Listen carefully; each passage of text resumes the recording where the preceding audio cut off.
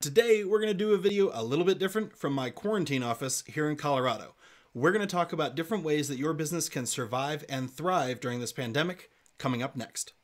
So, like I said, this video is going to be a little bit different. I've been seeing a ton of videos out there that are all doom and gloom about all the horrible, awful things that are going on in the world and that are going on for small business. And it's all true, right? We're all dealing with this. We're all going through the same kind of struggles and the same problems, both culturally and internally and in our healthcare and on our business and economically and all of it. That's not really what this video is going to be about. I'm not going to talk about those things necessarily because there's a lot of content already out there. And there's no use wishing for things to be a certain way. They are how they are right now. So really what we need to do is be looking for opportunities so that we can attack this head on. So the first step is to do a SWOT analysis. Now this probably doesn't have to be as involved as all that. It doesn't have to be really, really formal, but it can still be a really great way to kind of put what's in your head to paper. I've done a video on what a SWOT analysis is, and I'll link to that. But the short form is that it's strengths, weaknesses, opportunities, and threats. So you want to look at each one of those. What are your strengths? What are some different things that you can bring to the table that maybe other businesses can't or other companies aren't able to do? Some different strengths that you have. It could be your crew. It could be how you've established yourself in the market. It could be the technology that you're using. There's a lot of opportunities for this.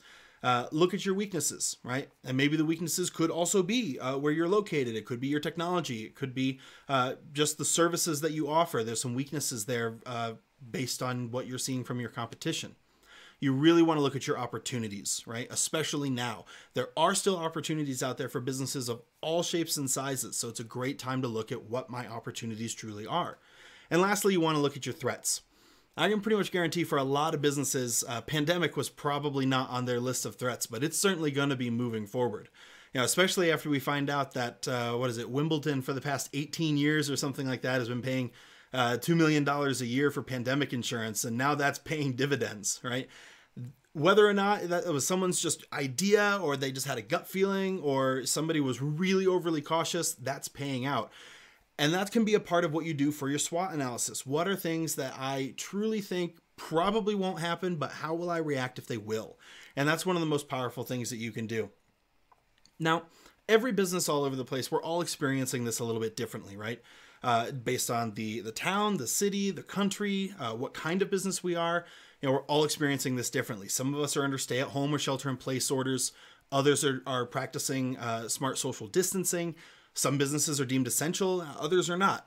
And I can't cover every scenario in this video, but if you tell me about your business and leave it in the comments, I will do my best to provide some help, provide some ideas. You know, I've got a lot of smart people behind me that can really help to kind of pass along some strategies and things that we've come up with over our 10 years in business.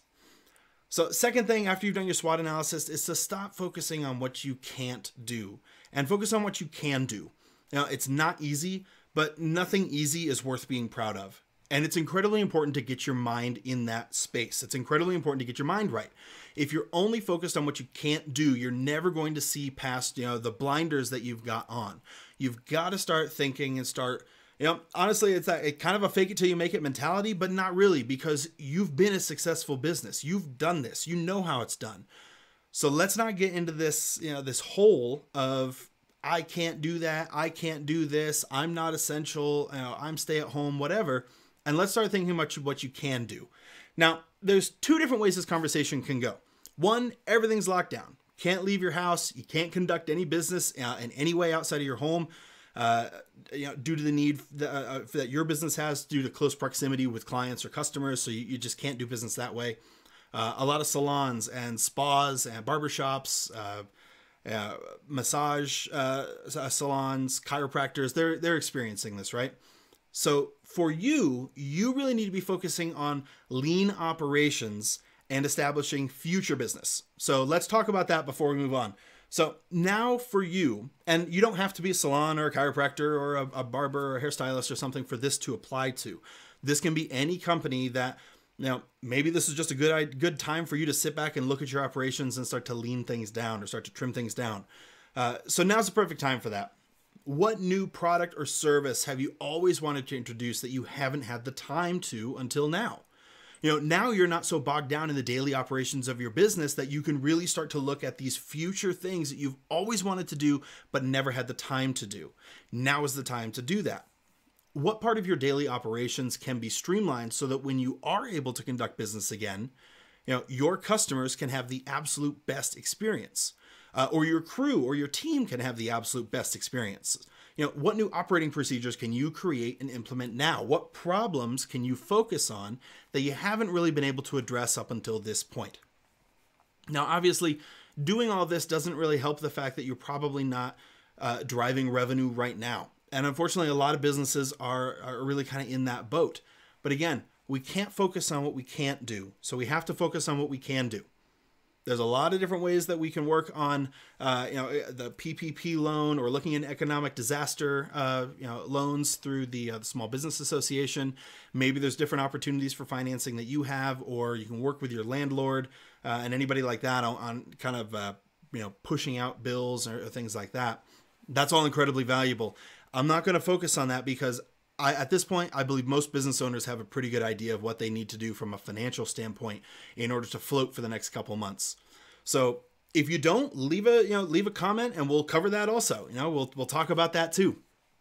But right now we need to focus on what are some things you can do so that when you do open your doors again, you've got a much better likelihood of making significantly more money, much more income than you have before, and you're able to kind of recover from this time.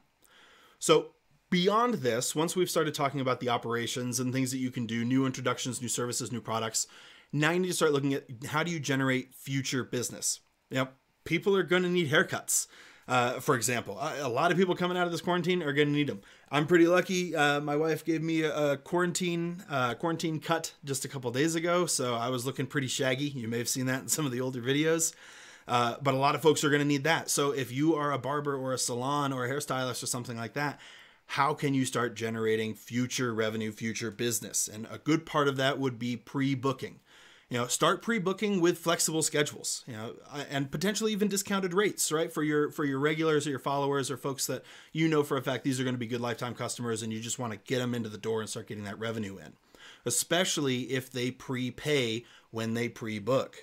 That's the revenue that you need right now to pay your bills, right? That's the revenue you need in order to maybe pay your staff or pay your rent or something like that.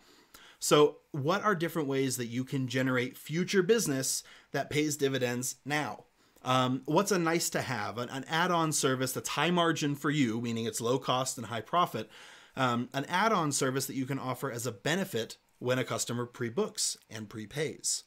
Your cost is probably fairly low on that, but it has a lot of value or a lot of perceived value. Maybe it's a service that a lot of your customers don't always spring for, but if you could get them to try it once, they'll do it again, right? So now may be a great time to offer that 50% off discount or maybe a free upgrade or something like that for this add-on service for customers that pay now and you book them down the road.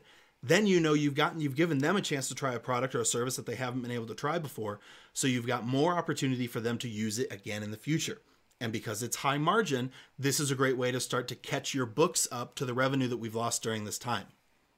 So if you can continue to conduct business, even at a reduced capacity, now we're switching gears a little bit, right?